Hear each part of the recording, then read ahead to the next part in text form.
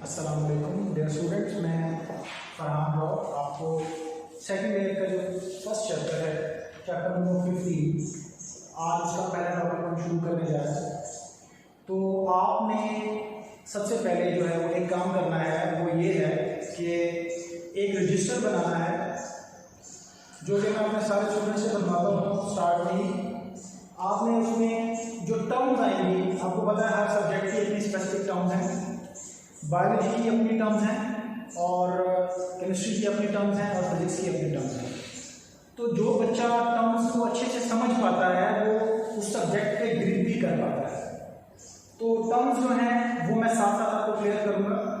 आप लोगों ने जस्ट ये करना है कि उन टर्म्स को टाइम भी नोट करना है, उनको मेमोराइज करना है।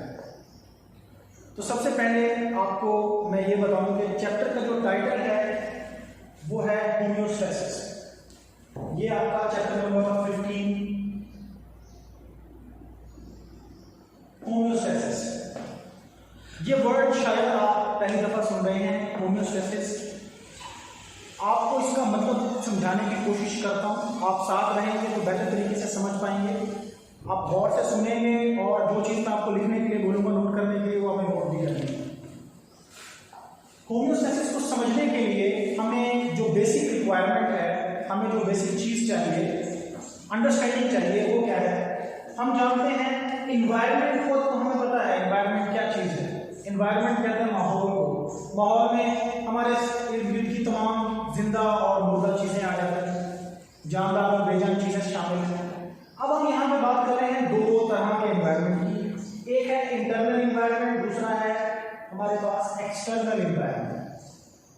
मैं इंटरनल और एक्सटर्नल इन्वायरमेंट को थोड़ा सा एक्सप्लेन करता हूँ ताकि आप लोगों को बेसिक समझ में आती रहे और साथ साथ आपको अंडरस्टैंडिंग आपकी डेवलप होती रहे। इंटरनल इन्वायरमेंट, अब ये इंटरनल इन्वायरमेंट किसी ऑर्गेनिज्म का हो या किसी जो है वो सेल का हो। ये सेल का भी हो सकता है या किसी बड़े ऑर्गेनिज्म का भी हो सकता है। एक सेल का अपना इंटरनल इन्वायरमेंट है, एक ऑर्गेनिज्म का अपना इंटरनल इन्वायरमेंट होता है।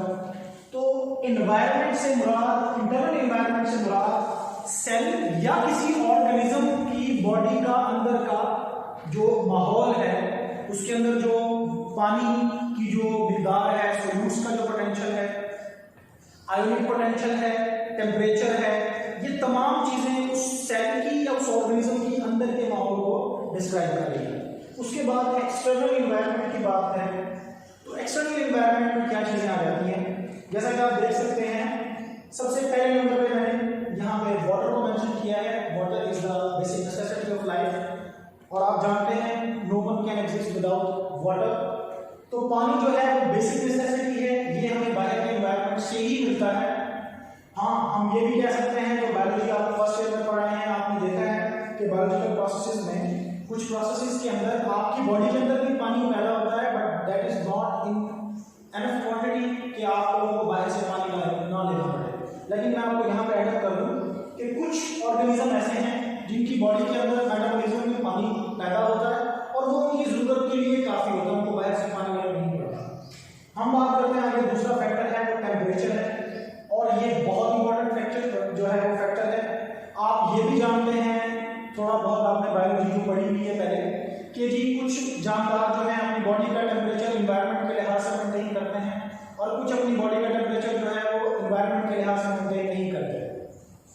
हमने यहाँ पर सिर्फ टेम्परेचर को कंसर्न करना है, हमने ऑर्गेनिज्म की कैटेगरीज को कंसर्न नहीं करना। तो टेम्परेचर के हवाले से हम जानते हैं कि आपकी बॉडी का एक मखसूस टेम्परेचर है, और उस टेम्परेचर से ऊपर नीचे अगर आपकी बॉडी का टेम्परेचर जाता है तो फिर आपके लिए प्रॉब्लम होनी शुरू हो जाती है। उसके बाद सॉल्यूट्स में मैं चीजें मेंशन करना चाहूंगा। आपका उसमें वाटर कंटेंट आ जाता है, उसमें आपके आयंस कंटेंट आ जाते हैं, उसके अंदर आपके बॉडी के अंदर इलेक्ट्रोलाइट बैलेंस वो शामिल है। ये आपकी जो इंटरनल बॉडी है या एक्सटर्नल बॉडी है। अच्छा, ये आयंस हैं, ये विटामिन्स हैं, मिनरल्स हैं, सोल्यूट्स हैं, सॉल्ट्स हैं, ये तमाम चीजें आपको एक्सटर्नल एनवायरनमेंट से लेनी पड़ती हैं। क्यों? क्योंकि आपकी बॉडी तमाम चीजें पैदा नहीं करती। दूसरी एक बात आपको यहाँ पे एडअप करना चाहूँ कि कुछ जगहों पर आपने पढ़ा होगा कि आपकी बॉडी के अंदर एसेंशियल मिनरल्स और विटामिन्स हैं और कुछ नॉन एसेंशियल हैं। नॉन एसेंशियल हमारी बॉडी जो है वो नहीं जो बना रही है, और जो एसेंशियल है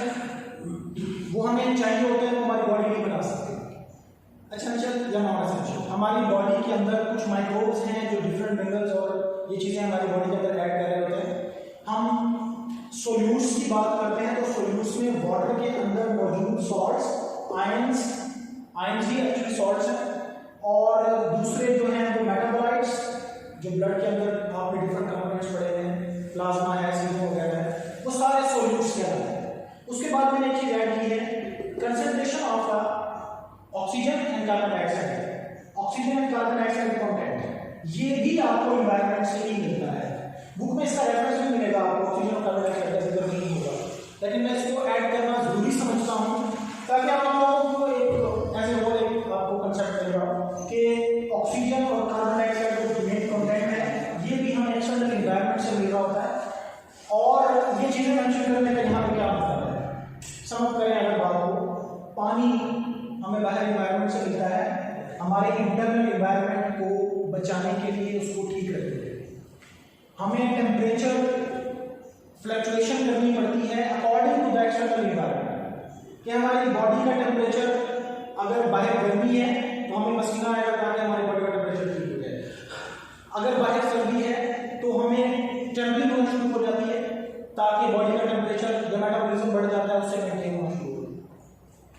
तो ये बाहर के एनवायरनमेंट के अंदर मौजूद ऐसे फैक्टर हैं जो एक्सटर्नल एनवायरनमेंट बनाते हैं। अगर मैं इनको कहूँ कि these are the components of external environment तो ये कहना गलत नहीं होगा। अब हम बात करते हैं कि हम इसकी एक्सटर्नल एनवायरनमेंट के फैक्टर्स को क्यों देख रहे हैं, क्या इसका ताल्लुक बनता है होम्योस्टेसिस से। तो मैं यहाँ पे ऐड करूंगा कि जो ये कंपोनेंट्स हम पढ़ रहे हैं ये कहीं ना कहीं आपके इस इंटरनल एनवायरनमेंट को, चाहे वो सेल का एनवायरनमेंट है, चाहे वो किसी ऑर्गेनिज्म के इंटरनल एनवायरनमेंट की बात कर रहे हैं, ये तमाम फैक्टर्स इंटरनल एनवायरनमेंट को किसी ना किसी तरह से अफेक्ट कर रहे होते हैं, असर डाल रहे होते हैं और मुतासिर कर रहे होते हैं। तो अब जो होम्योस्टेसिस का प्रोसेस है, अगर मैं इसको सिंपल वर्ड्स में आपको समझाने की कोशिश करूँ, एक छोटा सा कंसेप्ट देता हूँ कि होम्योस्टेसिस का मतलब क्या है। होम्योस्टेसिस का मतलब ये है कि आपकी इंटरनल बॉडी की जो कंडीशंस हैं, जो आपकी लाइफ को और आपकी हेल्थ को नॉर्मल रखने के लिए चाहिए, उन कंडीशंस को मेंटेन करने वाला आपकी बॉडी के अंदर एक सिस्टम मौजूद है।